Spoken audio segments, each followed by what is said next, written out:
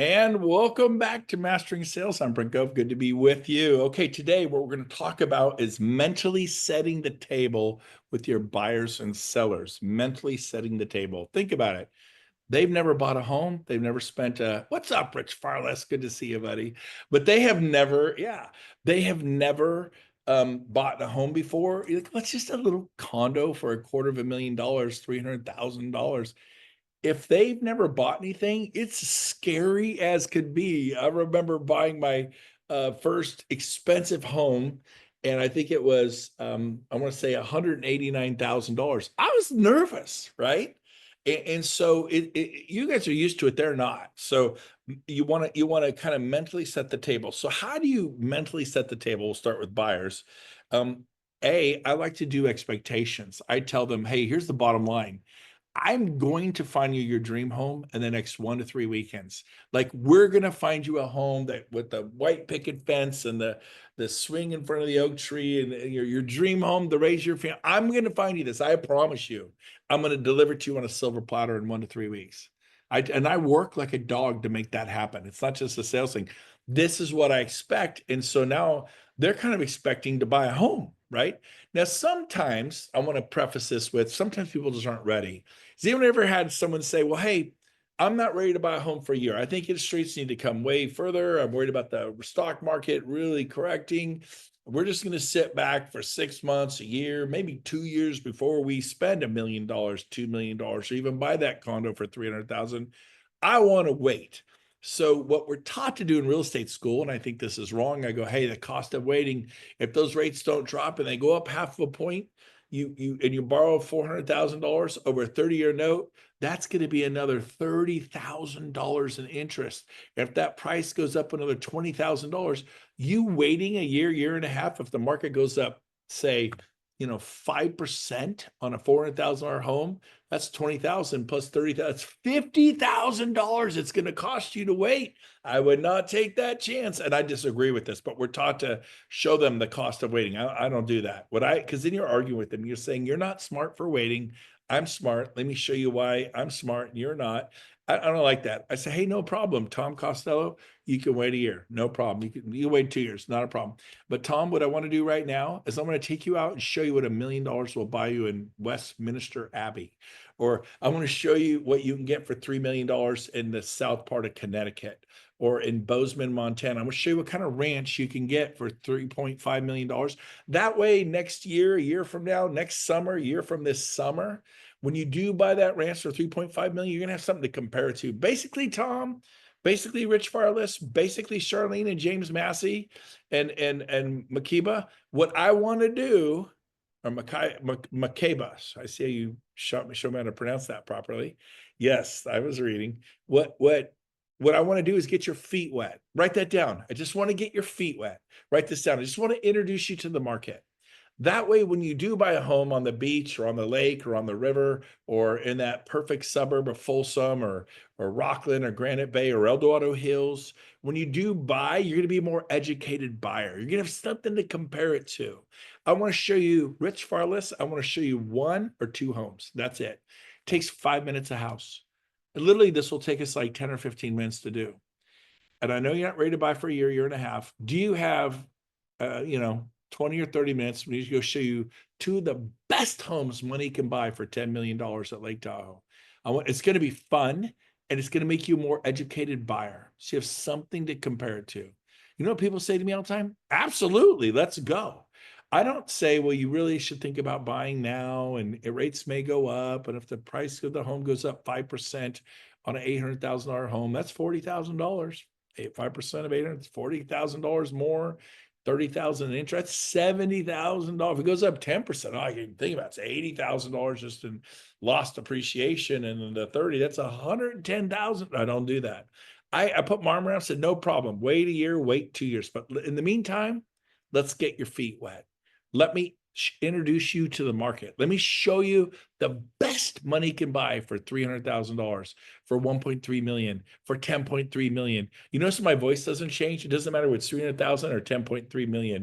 Let me show you the best money can buy for 10.3 million. Let me show you the best money can buy for $300,000. I want to get your feet wet. I want to show you what the market looks like here in Napa, Monterey, Carmel, so you're a more educated buyer, so you make a better, more educated purchase. Sound good? And shut up and stop talking.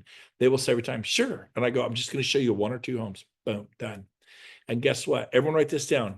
If they look, they buy. Fact. If they will look, they buy. I have found it to be so true. I can't tell you people, I went out and showed them one home and they bought it because I showed them the best home money could buy for 400,000. Like, I love it. I don't want to wait. We'll put it in an offer now, and so I would do that. And then you all know my strategy. They say, look, I can afford up to 5, but I don't want to go past 425. So I show them what they want. I listen, but then I have one they can afford up to 5. They might even tell me to go up to 5, but I talk to their lender. And I know because I turned them on to the lender. And anybody here gets someone to say, well, I already have a lender. I said, hey, that's great. But my lender always saves everybody minimum a quarter of a point. Always. And you don't know this, but it's like $20,000 typically is what you'll save. And closing costs, did you ask your lender what your closing costs are? Everyone get this, really important. What are closing? So you didn't ask them, did they tell you what your closing? No, they didn't mention it. Wow. Whoa. Big red flag, guys. Everyone write this down. Did your lender tell you what your closing cost? Big red flag. Like, that really concerns me for you because you have your down payment and you have your closing costs. Closing costs could be $6,000. They could be $16,000. They may be quoting you a rate of 5.5%. You're like, wow, this is so great. But they do that by inflating your closing costs and buying down the rate. So like, hey, I shopped around. Everyone else was quoting me 6.25. This US home mortgage, 5.5. It's still 3.5% down or 3% down or whatever. 5.5. I love these guys. Oh, that's awesome. It's fantastic. So what are your closing costs? I'm not really sure. I go, wow, well, they gave you a good faith estimate, right? And I didn't get one of those. Whoa, A, that's against the law. And B, that is a major red flag. So here's what I'm going to do. We're going to call my lender right now. He saves everybody a quarter of a point. I can't even think of a time he didn't save people a quarter of a point. And his closing costs, when everyone else charges $12,000, he'll charge like 7. If I save you 5, that's cash out of your bank account. If you could buy a home with 7 grand instead of 12, and that leaves $5,000 in your bank account, could you use that to buy some beautiful new patio furniture for your house, or maybe buy a new couch or something fun, or just have it in the bank for peace of mind? Yeah. I go, do you have 1 second? I want to introduce you to my lender, Lori Allen. She is awesome. Lori Allen's the best lender. I know I've had 100 lenders in Park City try to get my business. I would not a chance. She is the best. She's not one of the best. She is the best. Do you have a quick second? Yeah. And I do this. Watch this. I'll do it right now. Let's see if I can do this. Let's see. Hold on. This will be fun. Okay. Okay. I just called my lender. I'm calling my lender right now. I want to introduce you to my lender.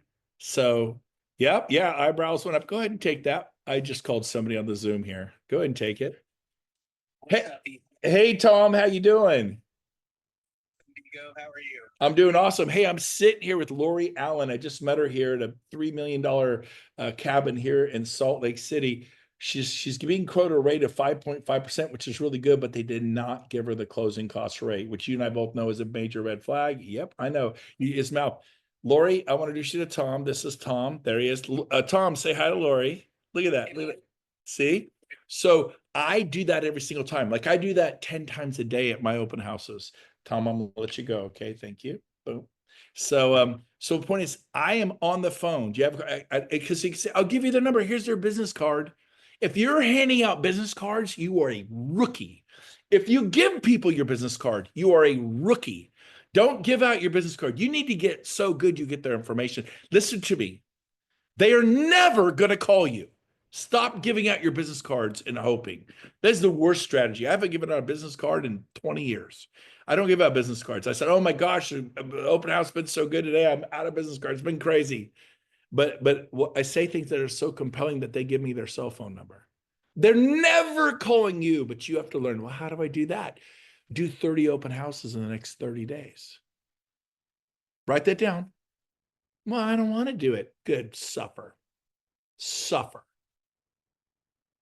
Suffer.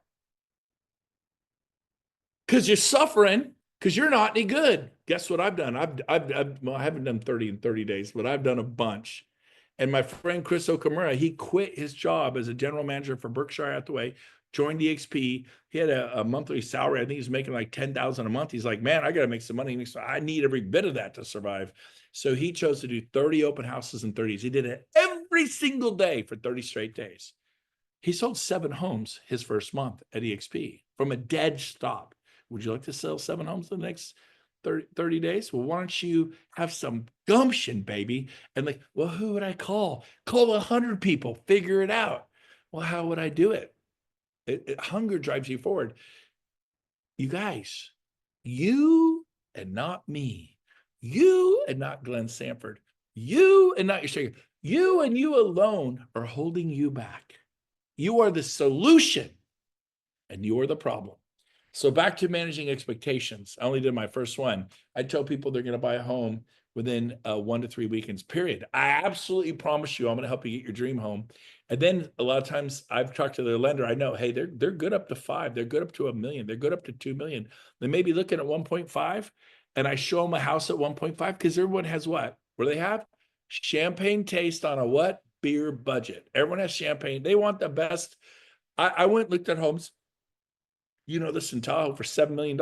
And they were trash. They were 1970s smelly carpet, smelled like old slobbery St. Bernards for $7 million. Lakeview, that's what you get. To really get what I wanted, I found out later was $10 million. Did my agent show me a $10 million home? No, he didn't. I love this guy too. I love this guy. Why didn't he? Because he listened to me. Listen to your clients, but don't listen to your clients.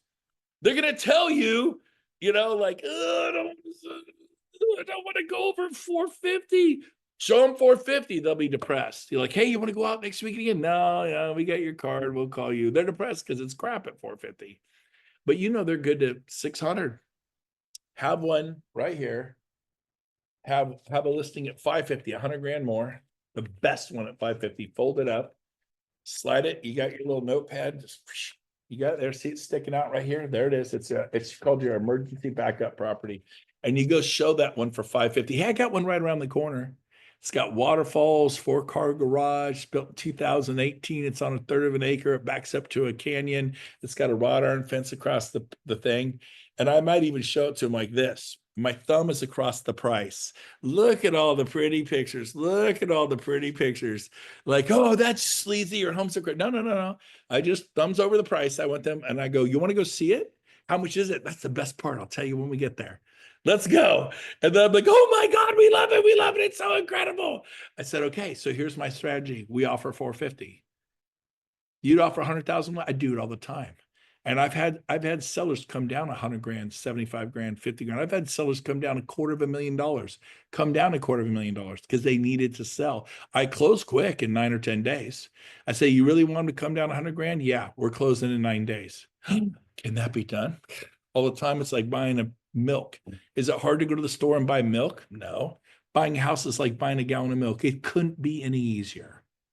I, again, mentally set that. It's super easy. You're going to fill out a loan application with your lender, give them pay stubs, W-2s, bank statements. So write down pay stubs, W-2, bank statements, pay stubs, W-2, bank statements, pay stubs, W-2s, bank statements. It's super easy. And you listen to me. I'm going to get your dream home, but James Massey, if the lender asks you for something, you're going to respond same day. You're not allowed to go to bed till you give them what they want. You're not allowed to go to bed. You got to be a little bossy. Go, because they won't get the loan done, and that's not their fault. It is your fault. You don't get to watch a movie. We're buying a home. We're buying your dream home. You don't get to go home and watch a movie. You're going to go home and find your W-2s. You're going to go home and find bank statements. You're going to go home and you're going to sit there till you can find your code to Bank of America or Wells Fargo. You're going to open it up and you're going to print out the bank statements. I'm not good at that stuff. It doesn't even matter. You're going to do this because you're handicapping me. You're making my ability to get your dream home. I want an improved loan. I order an appraisal on a rush and we close. Appraisal on a rush and we close. We close them in 9 days with a good lender all day, every day. Well, the seller lives there. They're not moving out in 90 days. Oh no, we never said the seller would leave. We'll let them stay. And 40 days from now, they can move out rent free, no security deposit. And guess what? The price comes down. The price comes down. And maybe they only drop the price 25 grand from 550 to 525. You know what they say all the time? We'll take it. We'll take it. We love it. It's better than they go up 75 grand over their budget all the time.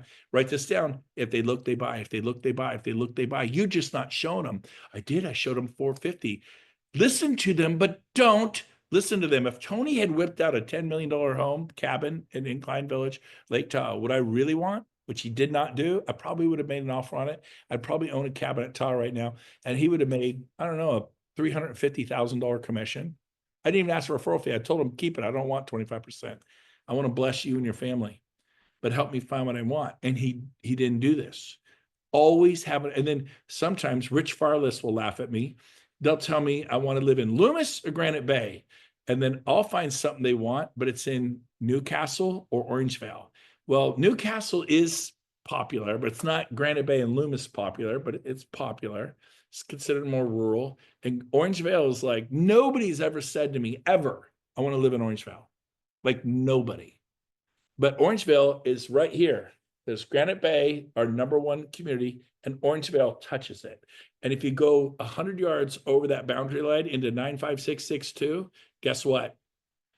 You're in Orangevale. It looks like Granite Bay, smells like Granite Bay, feels like Granite Bay. I show them the home, like, oh my gosh, we love it, we love it. I said, okay, I can't believe the price isn't 1.7 million. This is 1.2 million. I go, yeah. You want to know why? Because I could throw a rock across and hit Granite Bay. You're in Orangevale. Oh, this is Orangevale? They don't want to spend 1.2, but they go, hey, you saw what was available in Granite Bay for 1.7 million. It's all trash. This is dreamy. Who cares if you don't have that zip code 90210 Beverly Hills, right? And I've sold so many homes in North Highlands. Now, Tom is from Sacramento. Tom, unmute yourself.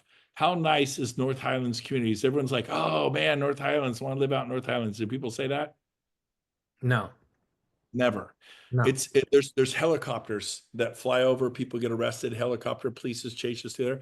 But North Highlands touches Antelope. Everybody wants to live in Antelope. I can't make them happy in Antelope because they have champagne taste on a beer budget. I found one just across the like Antelope Drive. On the other side is North Highlands. I'll find them one there with the pool that's beautiful. And that part north of North Highlands, the northern part that touches it, is actually a really nice neighborhood. I've sold so many homes right there. Same thing with Elk Grove. Everyone wants to live in Elk Grove, Calvine, Laguna, Elk Grove. They want to live there. I saw Calvine in 99. It looks exactly like Elk Grove. All the homes are beautiful new. It's South Sacramento. No one's ever said to me, man, I want to live in South Sacramento. Nobody says that. South Sacramento has a lot of crime. It's been a rough area. But Calvine in 99, that part of South, it's the furthest part of South Sacramento. Then it goes out in the country. It's all farmland. They plowed it all down and put up tract homes. It feels like Elk Grove, looks like Elk Grove. It's South Sacramento. I sell homes there all the time. Roosevelt Point. So it looks exactly like Roosevelt, Citrus Heights. No one ever says, I want to live in Citrus Heights. The only gangs we have in this part of town are located out of Citrus Heights. The actual gangs, and no one says, oh, I want to live in Citrus Heights, but I sell Citrus Heights all the time because I'll take them to Roosevelt Point. The developer was smart. He called his development Roosevelt Point. It's in Citrus Heights, but it's next to Roseville. Sold 1 million homes in Roosevelt Point because people feel like I live in Roseville, but it's the most northern part of Citrus Heights. So that's when you're selling. It's called being creative. You get paid to pay creative. I'll wrap up with this. I over-prepared for this segment, obviously, but I had things to say. So I'm going to end with this. Ready? What blows most deals is the home inspection. The buyer shows up and the home inspector sits there and he's like, I found this. Here's this full report. Here's 28 possible things. And if this doesn't get repaired, your house will get mold. And if this doesn't happen, the house will fall off the foundation. And then your roof could catch on fire because you have a heater that's on recall and blah, blah, blah. And then it freaks them out and they want the seller to fix all 28 items. Or they're like, it's like throwing cold water on them and they recoil. So you have to remember mentally setting the table. I tell every buyer, I said, listen to me, when we get to that point and we're in escrow, I said, I want you to know I'm going to hire a home inspector. Do you want me to hire a nice home inspector who tells you why it's such a cute home and it's so pretty and it looks so nice? Or do you want me to hire a home inspector who's going to tear this thing to shreds? If there's a problem, they're going to find it. Do you want to buy a home and be fooled by your home inspector? Or do you want a home inspector that is brutally honest and is going to find every little, they're going to nitpick this house and you're going to get a full report. You know exactly what you're spending 450,000 on or 1,450,000 on or 7,450,000 on. You're going to, it's the same different price, the same thing. What do you want? I shut up and they go, well, I want the home inspector is going to be hard on the home. I don't want to, I like it's cute, but I need to know what's going on with the windows and the roof and the insulation, the electrical, the plumbing, and is it got proper drainage? Okay, that's the home inspector I'm going to get, but I can promise you, no matter what home we find, even if it's brand new construction, this guy is so good, you're not going to want to buy the house. I'm mentally setting the table. He is going to tear it to shreds. Doesn't matter, old home, new home, this guy's a pro. Now, usually it's like leaky faucet, cracked tile, broken fence post, sprinkler is turned the wrong way and hitting the side of the house, which is stucco. And over time, this will create a health issue for your house or you can get mold. But how you fix that, you go, you turn the sprinkler. You literally grab your hand, you turn it away from the house. The fence post, you can fix with your dad, your uncle, your brother. You dig it up, you add some cement, you put a new post, it's a handyman repair. Like a lot of these things are going to show you the garage door sensors where your child could get crushed under that garage door. You fix the sensors so they hit each other because someone bumps them and the garage comes down. You just fix the sensors. I can do it myself. A lot of this stuff's really simple. So though they're going to give you 28 items, what we're looking for are the big ones. Is the roof destroyed? Are the windows bad? Is the house falling off the foundation? We want to know the big things, not the little things. So be ready. It's going to be bad. I'm setting the table. It's going to be, you're going to get this home inspection report. It's going to scare the living daylights out of you. I can promise you this, you're not going to want to buy the house. It doesn't matter what home we find. This guy, okay, wow, okay. I call him up. I go, well, Lori Allen, Rich Farless, Jacqueline Hicks, what'd you think? It was great. And they always tell me, because before I did this, like, I don't know, man, we're thinking about canceling the sale. I mean, yeah, we have some repair requests. There were 48 items. We want the seller to fix every one of them. This is a piece of crap. This house is horrible. If they don't fix everything, we're out. I've got that. If you've been around any length of time, you get this. Once I started telling them how bad it was going to be, how they're going to be freaked out, it's going to be horrific. He's going to tear this thing to shreds. And I'm not joking. They're pretty good. But when I told them how bad it's going to be, they would tell me how bad they want the house. This is okay. We can live with the crack, the caulking, or we can fix the hot water heater. It doesn't have a blanket. I realize the power, we can wrap a blanket around it and redo it so it's more insulated. And they would tell me, no, we want this house. I'm like, okay. If you don't know what I'm talking about, they will jump out of escrow as quick as they jump in like a fish out of a net. So you have to mentally set the table. The last thing is the process. You want to be able to get good at saying, hey, we're going to buy the home, we're going to get into escrow, we're going to inspect the home, we're going to get disclosures, you're going to review the disclosures. If it looks good, we'll move forward. We're going to order an appraisal on a rush. You're going to work with your lender. And if you need something, get it the same day or the next day. No waiting a week. It's going to mess up the loan process. Then finally, loan docs are going to get ordered. We're going to sign them. We're going to do a final walkthrough 5 days prior to close of escrow, because if we find something, the seller can fix it.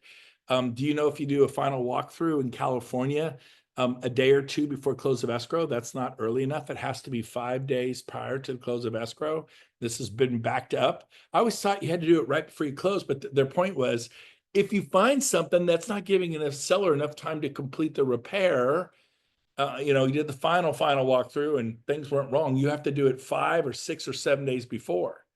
You're not allowed to do it within 5 days of close.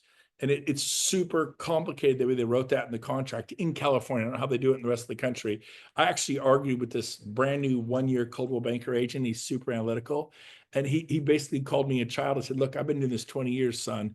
And he was being rude to me. He's like, well, I've been doing it 1 year. I could tell you you're wrong. He got my face. I'm like, oh, really? I've sold at that point probably 3,000 homes.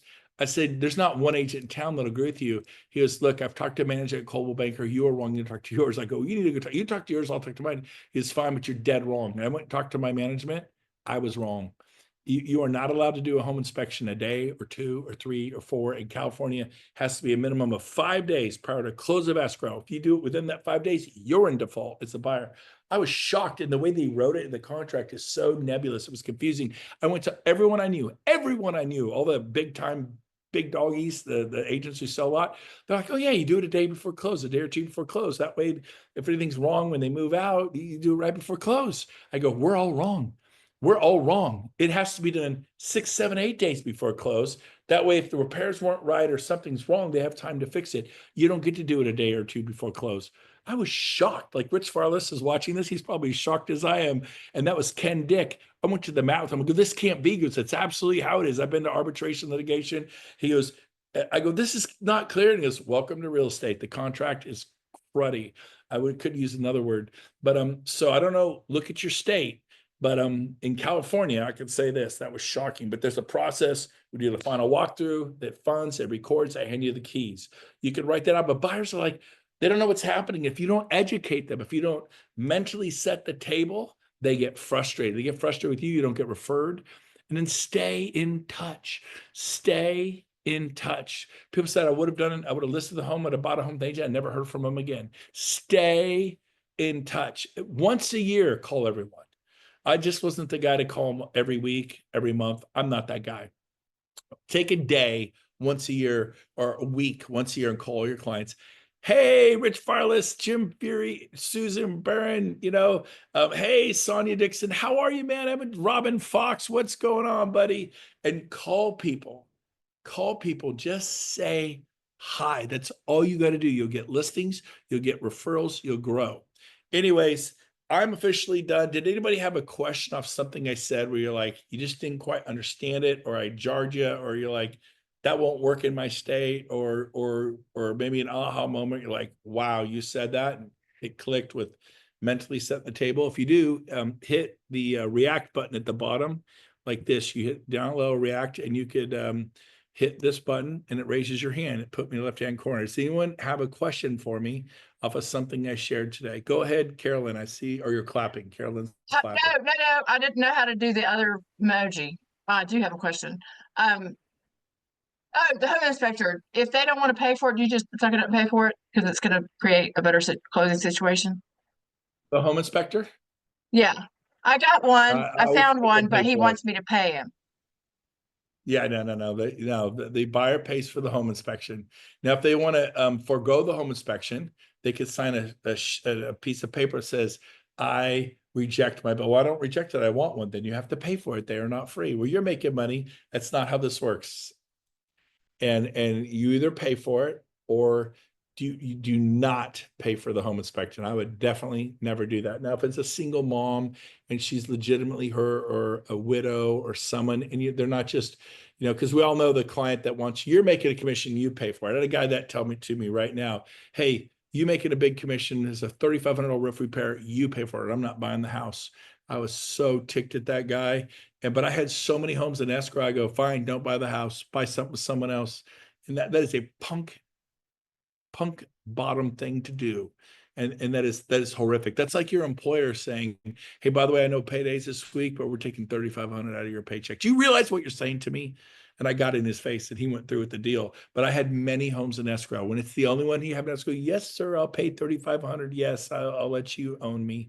And so you got to do 30 homes in the next 30 days. You got to knock 50 homes a day for the next 30 days straight. You have to create momentum. Otherwise, you die a slow, painful death. You never get good at talking to people. The reason you are not good is because you do not try. No, I'm trying. Really? Are you talking to 10, 20, 30, 40, 50 people a day? That's trying. Well, that's a lot of work. You will suffer and be miserable in real estate till you pay the price. You either pay the price now for success, or you pay the price of regret. You pay the price for success, or you pay the price of failure. And guess what? You can't get the genie out of the bottle. Once you're in your 60s and 70s and 80s, your life is over. And so what you do is you pay the price with a smile on your face. There's going to be trials. There's going to be tribulations. Unfair things will happen. Welcome to the club. But you will have some self-respect. You'll improve quickly, and real estate will become fun instead of being miserable because you're not any good because you don't golf enough. Golf every day, play ping pong every day, bowl every day, play the guitar every day. You get good at those things. It is not magic. It's not your personality. It's your lack of a backbone. It's your lack of being willing to do what it takes. And so you got to look deep and go, am I willing to do what it takes for my kids? I don't have kids. Am I willing to do what it takes for my husband and my future, my wife and I'm not married, I'm single. Am I willing to do what it takes for my future so I can become someone who's economically sufficient so I can get a wife, I can get a husband, or have enough self-respect where I get enough self-confidence that I can attract the right woman or the right man into my life. I don't want to be married. Fine. What do you want to do? I want to help people. When's the last time you helped somebody? Because you won't even help yourself. Woo! Man, this Puerto Rican coffee's good. You guys need to get some coffee in you. Any final questions today? I'm having fun with you. Come on, somebody ask me a question. I don't want to go Dang, yet. go blow my hair back. That was Mhm. amazing. That was great. Where do I You- find these recordings? I want to hear it again. They're all on my YouTube channel. You can watch every 1% Club every day. Okay, By the I way, remember that. Thank you. if you don't listen to my podcast, you got to listen to my podcast. Get them. We'll listen to them while you're working out. I have this guy. Oh shoot, he's a plumber. Let me see if I put him under plumber. I think that's what he does. What's your podcast called, Brent? I don't know. Go to brentgove.com, go down, you find the button, hink up. But he said podcast number 115. He goes, this changed my life. And he said he owns a plumbing company. And it was a podcast on success. And it was 17 minutes long. All my podcasts are 10, 15, 20 minutes long. They're very short. And he said, I've never heard anything like this in my life. And he has a multi-million dollar plumbing company in San Diego. I met he and his son at 10X. So it was number 115. I did it this year. And he's like, this is pure gold. I will listen to this the rest of my life. So I'm not bragging. I'm just saying I did a podcast right before I got ready to do this. Listen to the podcast while you're working out, while you're going on a walk, double dip, or if you're struggling in your marriage, listen to marriage stuff on marriage while you go for a walk or work out. Double dip, work on your marriage while you work on your body, work on your business while you work on your body, those kinds of things. James just posted the link. What? James just posted, or not James, Rob just posted the link in the chat. Yeah, it's great. It's going to be great. Okay, I'll pull up the chat. I'll be with you in the mornings. Good. Well, wonderful, Carolyn. Thank you. So, yep, there it is. I'm doing my own. I might rip some of your stuff off, baby. I'm doing it with scripture. I really am. I'll send it to you. I'll send you one. It makes me happy. I believe you. Good. So there it is. Yep. It's in the chat. If you can see it, but if you go to brentgove.com, I think you just hit a link, takes you to my YouTube channel, takes you to my podcast. My new book, Build, is coming out in a few months. That'll be available to you, but it's all at brentgove.com. I don't charge for any of it. You can find nothing to purchase at brentgove.com. It's there to help you, love you, serve you. Mwah! Have an awesome day. Go do 30 open houses in the next 30 days. Go do something great with your life. Employ massive action. Go talk to 20 people a day for the next 30 days. Find them. I don't know where you figured that out. And you know what? You will not have financial problems in 30 days. It is not, you do not suffer because you do not try. It's because you do not try that you suffer. No more suffering. Not on my watch. Maybe on yours. So dig deep. You got this.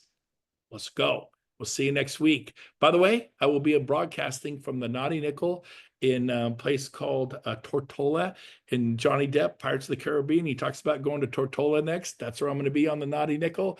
And so I'll be broadcasting. I may get Gene on there with me next week on the 1% Club. And we'll do 1% with Gene on his yacht at in Tortola and the British Virgin Islands. There's just a bunch of islands down there. It's beautiful. It was definitely a haven for pirates. They would hide in coves and hide their treasures in the islands. So I may even find some hidden treasure. treasure. Who knows? Anyways, love you guys. Have a good day. We'll see you. Be good.